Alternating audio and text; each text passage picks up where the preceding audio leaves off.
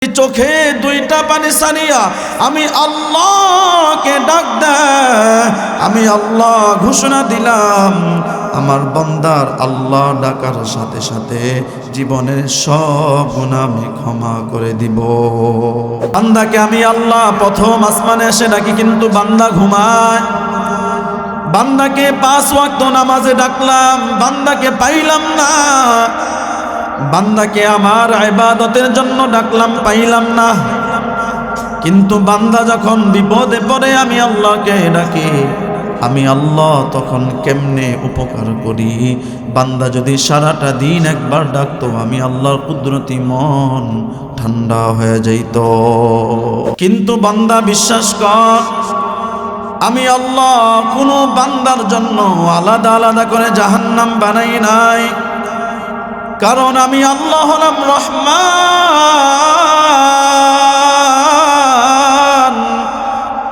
আমি আল্লাহ হলাম রহিম, আমি আল্লাহ হলাম গফফার। আমি আল্লাহ কারো জন্য আলাদা আলাদা জাহান্নাম বানাই নাই।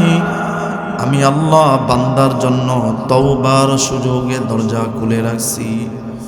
বান্দা সারাটা জীবন যদি গুনাহ করিয়া কাটায় দেয়, বান্দা সারাটা জীবন যদি আমার নাফরমানি করিয়া কাটা দেয়, শেষ জীবনে এসে যদি চোখে দুইটা পানি সানিয়া আমি আল্লাহকে ডাক দেয়, আমি আল্লাহ ঘোষণা দিলাম আমার বান্দার আল্লাহ ডাকার সাথে সাথে জীবনের সব গুনাহ আমি ক্ষমা করে দিব। এত কিছু দান করলেন, এত সুযোগ সুবিধা দিলেন যা পূর্বের উম্মতের ছিল না। এত সুযোগ দেওয়ার পর আল্লাহ তাআলা বলছেন, ঈমান আনো, নামাজ পড়ো, হারাম থেকে বাঁচো, গুনাহ থেকে বাঁচো। 5 ওয়াক্ত নামাজে মুয়াজ্জিন আযান থেকে হাইয়া আলাস সালাহ, হাইয়া আলাল ফালাহ বলে ডাক দেয়। আজকে আমি সফলতা, আমি সফলতা খোঁজার জন্য বাবার দরবারে যাই, ঠিক নেই? আজকে আপনি সফলতা খোঁজার জন্য গাছতলায় যাই, বটতলায় যাই। অথচ 5 ওয়াক্ত নামাজে মুয়াজ্জিন সফলতার দিকে ডাক দেয়। আপনি ব্যবসা বাণিজ্য নিয়ে ব্যস্ত থাকি। আল্লাহ তাআলা আপনাকে আমাকে নিঃস্বার্থভাবে সৃষ্টি করছেন। সৃষ্টি করার সময় ফেরেশতারা বাধা দিছিল, বলছিল যে না, সৃষ্টি করলে এরা গুনাহ করবে, হাঙ্গামা করবে, ফাসাদ করবে, লুটতরাজ করবে, এদেরকে সৃষ্টি করার প্রয়োজন নাই। তারপরেও আল্লাহ তাআলা সৃষ্টি করছেন। সৃষ্টি করার পর বেশি কিছু চান নাই, বেশি কিছু আপনার কাছে আবদার করেন নাই। মাত্র একটা জিনিস আবদার করছেন, তাও সেই জিনিসটা স্বয়ং আল্লাহ তাআলা তার পাক জবানে হযরত জিবরাইল আলাইহিস সালামের মাধ্যমে নবীর কাছে পৌঁছায় দিয়েছেন। বলেন না সুবহানাল্লাহ। আল্লাহ তাআলা বলেন, বিসমিল্লাহির রহমানির রহিম,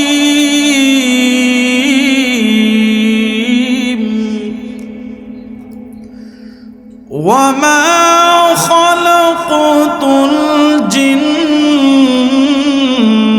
ওয়াল ইনসা ইল্লা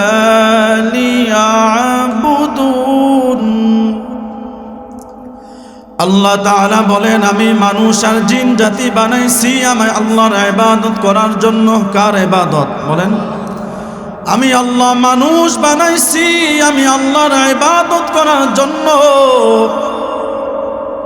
প্রতিটা মানুষ কোনো কাজ করার পিছনে একটা উদ্দেশ্য রাখে। আমি আল্লাহ পৃথিবীর সমস্ত সৃষ্টিকে তোমাদের গোলাম বানায় দিছি। পৃথিবীর মধ্যে যত সৃষ্টি দেখতে পাও, সমস্ত সৃষ্টি তোমাদের খাদেম। আসমানের দিকে তাকিয়ে দেখো, আসমানের মধ্যে কোনো খুঁটি নাই, পিলার নাই। পিলার ছাড়া, খুঁটি ছাড়া তোমাকে আমাকে ছায়া দিতেছে, ছায়া দিতেই আছে, ঠিক নেই?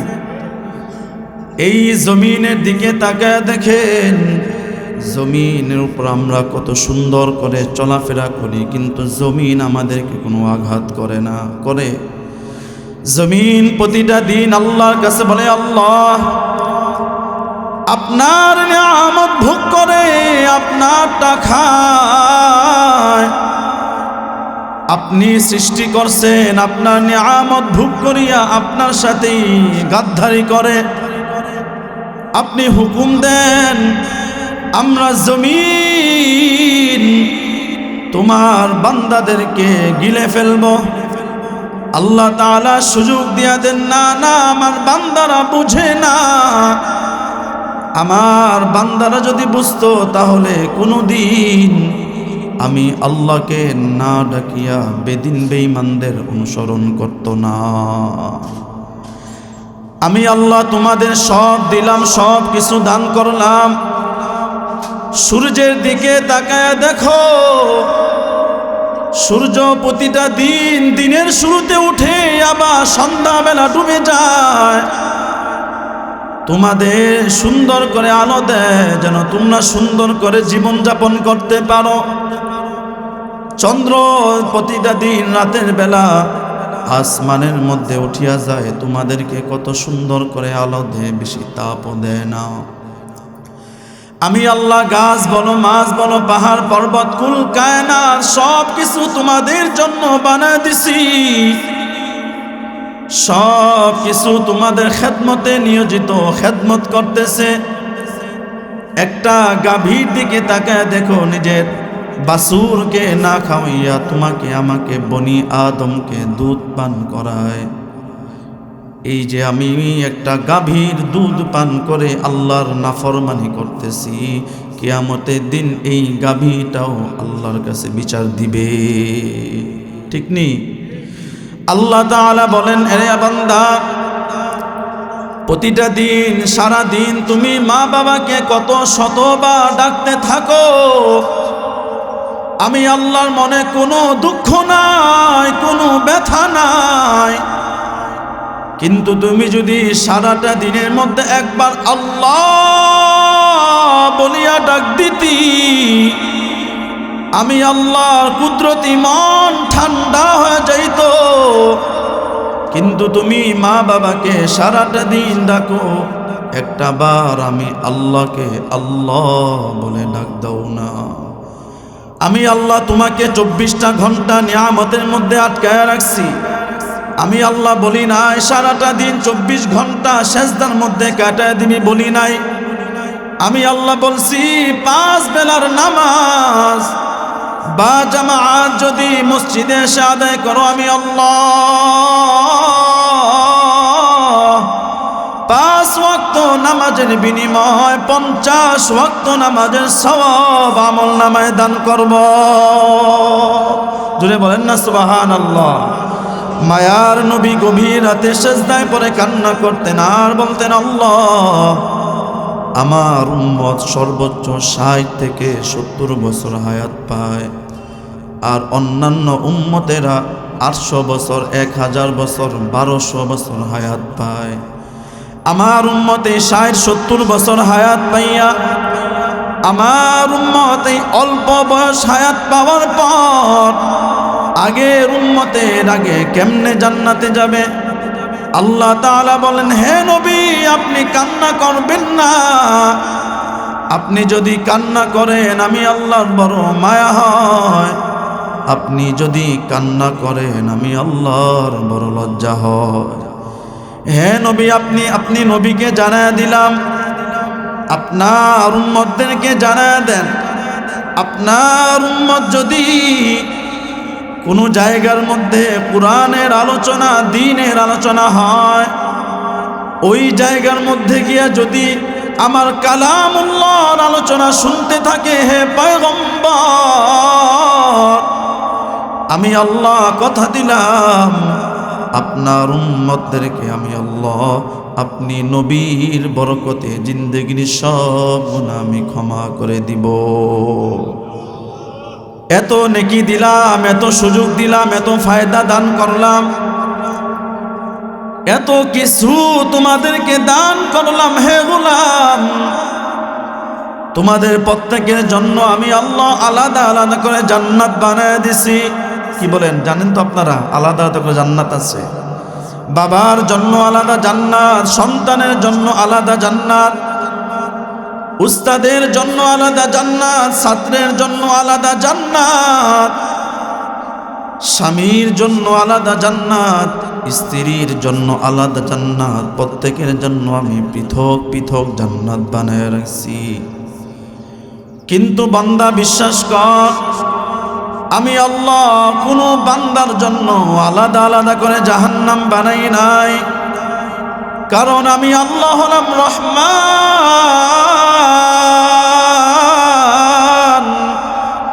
আমি আল্লাহ হলাম রহিম, আমি আল্লাহ হলাম গফফার। আমি আল্লাহ কারো জন্য আলাদা আলাদা জাহান্নাম বানাই নাই। আমি আল্লাহ বান্দার জন্য তওবার সুযোগে দরজা খুলে রাখছি। বান্দা সারাটা জীবন যদি গুনাহ করিয়া কাটায় দেয়, বান্দা সারাটা জীবন যদি আমার নাফরমানি করিয়া কাটা দেয়, শেষ জীবনে এসে যদি চোখে দুইটা পানি ছাড়িয়া আমি আল্লাহকে ডাক দেয়, আমি আল্লাহ ঘোষণা দিলাম আমার বান্দার আল্লাহ ডাকার সাথে সাথে জীবনের সব গুনাহ আমি ক্ষমা করে দিব। এত কিছু দান করলেন, এত সুযোগ সুবিধা দিলেন যা পূর্বের উম্মতের ছিল না। এত সুযোগ দেওয়ার পর আল্লাহ তাআলা বলছেন, ঈমান আনো, নামাজ পড়ো, হারাম থেকে বাঁচো, গুনাহ থেকে বাঁচো। 5 ওয়াক্ত নামাজে মুয়াজ্জিন আযান থেকে হাইয়া আলাস সালাহ, হাইয়া আলাল ফালাহ বলে ডাক দেয়। আজকে আমি সফলতা, আমি সফলতা খোঁজার জন্য বাবার দরবারে যাই, ঠিক নেই? আজকে আপনি সফলতা খোঁজার জন্য গাছতলায় যাই, বটতলায় যাই, অথচ 5 ওয়াক্ত নামাজে মুয়াজ্জিন সফলতার দিকে ডাক দেয়। আপনি ব্যবসা বাণিজ্য নিয়ে ব্যস্ত থাকি, যার কারণে আল্লাহ পাক আপনাকে আমাকে সফলতা দেন না।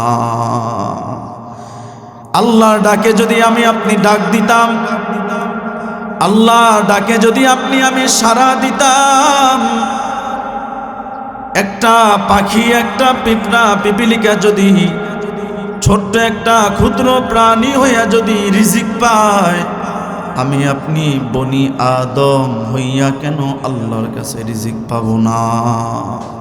প্রতিটা মানুষ রিজিকের কষ্টে ঘুরতেছে। বহু মানুষ দোকানপাট ছেড়ে, ব্যবসা বাণিজ্য ছেড়ে গ্রামে চলে আসতেছে, কারণ আজকে ব্যবসা বাণিজ্যের অবস্থা খুবই খারাপ। আজকে বহু মানুষ পানি খায় বাঁচতেছে, কেউ পাতা খায় বাঁচতেছে, কেউ ঘর বাড়ি ছেড়ে দিচ্ছে, ঘর থেকে পালায় চলে গেছে বিবি বাল বাচ্চা ছেড়ে। কারণ আজকে রিজিক নাই, রিজিকের মধ্যে কোনো বরকত নাই। যদি রিজিকের মধ্যে বরকত থাকতো, তাহলে কোনো দিন একটা মানুষ নিজেকে গুলি করে মারতে পারত না। রিজিক দেওয়ার মালিক কে? জোরে বলেন না কে? রিজিক দেওয়ার মালিক আমি আল্লাহ। রাজ্জাক হলো আমি আল্লাহর গুণ। রিজিক একমাত্র দিতে পারি আমি আল্লাহ, শান্তি দিতে পারি একমাত্র আমি আল্লাহ। সুস্থতা দেওয়ার মালিক কে? সুস্থতা দেওয়ার মালিক আমার আল্লাহ। আজকে আমি সুস্থতা দেওয়ার মালিক খুঁজতেছি ডাক্তারকে, ঠিক নি বলেন? একজন ডাক্তারকে একজন রোগী যতটা বিশ্বাস করে, আল্লাহকে ততটা বিশ্বাস করে না। যদি ডাক্তারকে মাধ্যম মনে করে আল্লাহকে বিশ্বাস করতাম হে বন্ধু, তাহলে আজকে আমাদের শরীরে এত রোগ হইতো না। পূর্বের মানুষ, আজকে আমরা একদিনে যত ঔষধ খাই, আগের যুগের মানুষ সারা জীবনেও এত ঔষধ খায় নাই, ঠিক নি? আগের যুগের মানুষের পা ভেঙে গেছে, সামান্য একটা চটি দিয়া ঠিক করে ফেলছে। আগের যুগের মানুষের পেটের ব্যথা পানি খাইছে, ভালো হয়ে গেছে, ঠিক নি? আজকে আমার আপনার সাথে ডজনকে ডজন ওষুধ নিয়ে ঘোরা লাগে, কারণ যিনি সুস্থতা দিবেন তাকে আজকে বৃদ্ধাঙ্গুলি দেখাইয়া, আল্লাহকে বৃদ্ধাঙ্গুলি দেখাইয়া ডাক্তারের পূজা করতেছি। ডাক্তারের পূজা বাদ দিয়া আল্লাহকে বিশ্বাস করেন। আল্লাহ তাআলা কুরআনের মধ্যে বলেন, ওয়ানুনাজ্জিলু মিনাল কুরআনি মা হুয়া শিফা।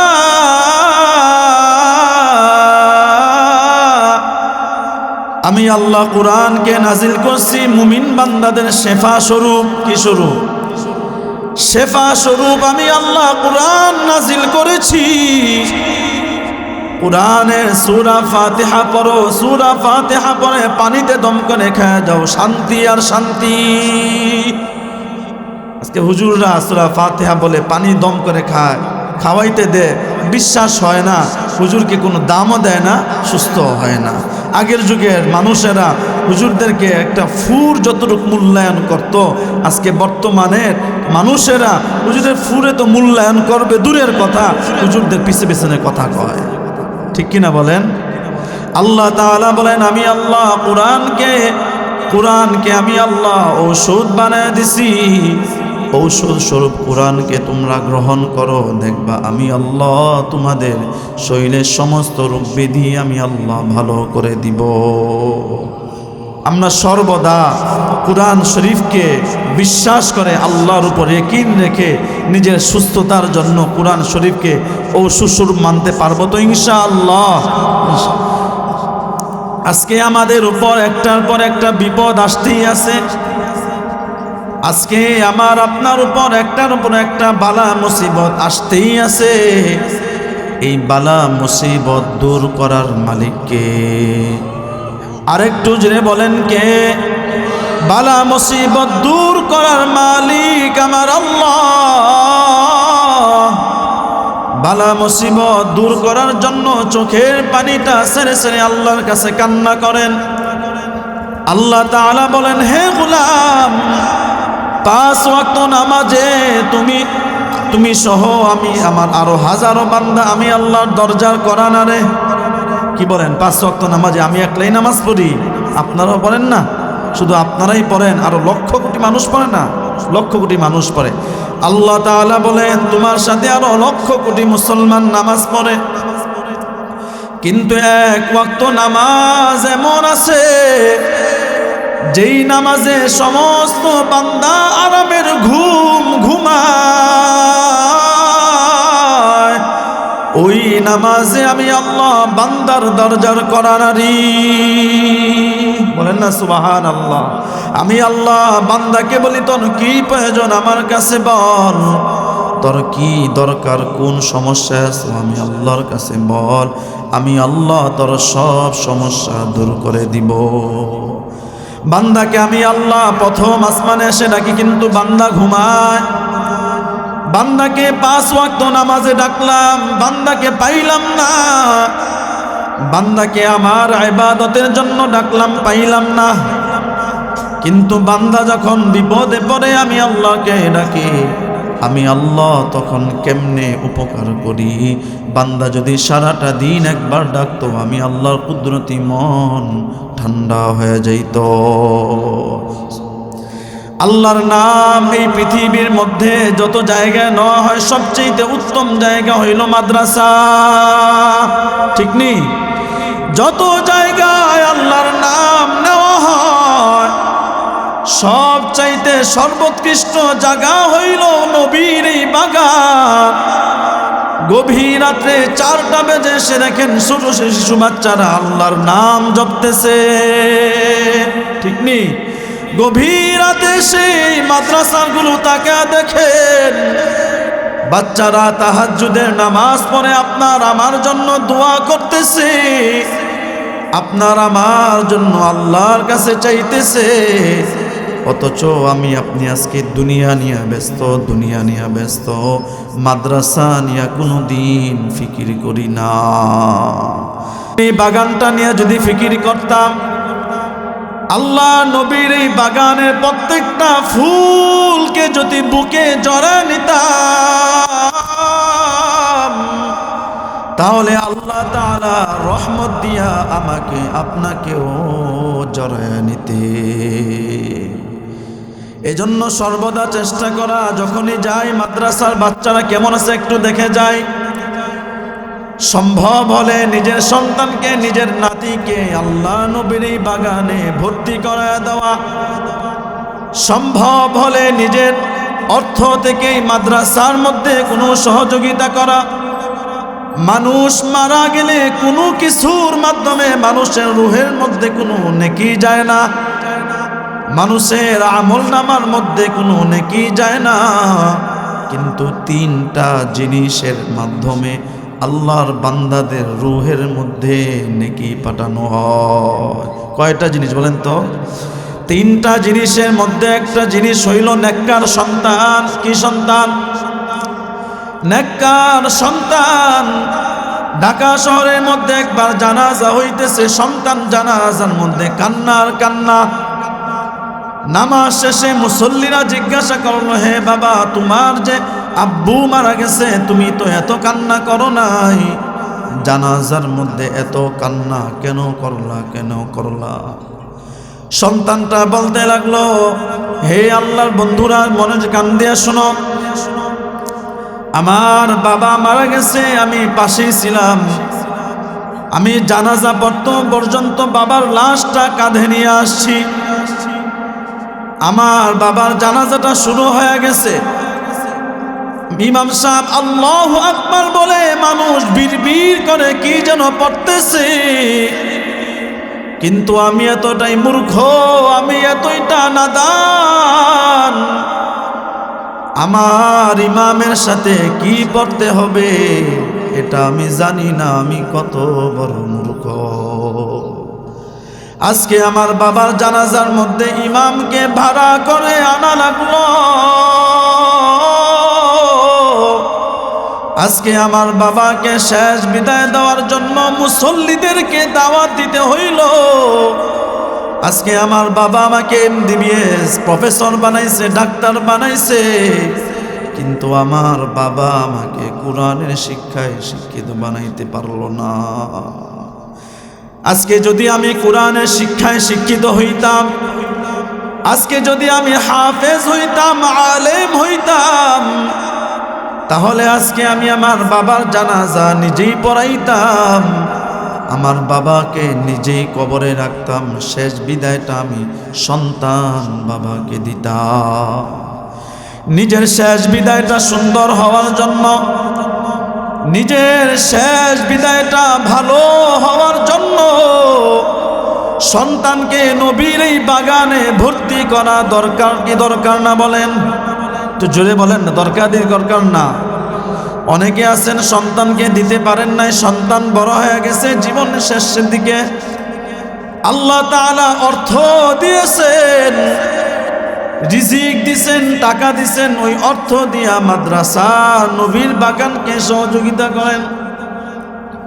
মাদ্রাসার সন্তানদেরকে আপনি মসজিদের মধ্যে, মসজিদ হইতেছে, মাদ্রাসা চলতেছে, মসজিদের মধ্যে আপনি 20,000 ইট দিলেন মনে করেন, মসজিদের মধ্যে আপনি একটা মাইক দিলেন, জায়নামাজ কিনে দিলেন, সুন্দর সুন্দর কিছু জিনিস কিনে দিলেন, এই টাইলস দিয়া, এই ইটের মাধ্যমে, এই ফ্যান আর মাইক দিয়া যতদিন পর্যন্ত ইবাদত হবে ততদিন পর্যন্ত আপনার আমল নামায় সওয়াব আর সওয়াব।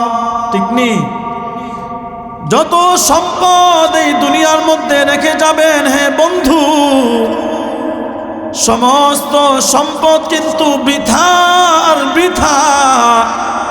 আপনি মারা যাবেন, অনলাইনের মধ্যে দেখেন অনেক সন্তান আছে বাবাকে লাশের দাফন দিতেও দেন, আগে সম্পদ ভাগাভাগি করে।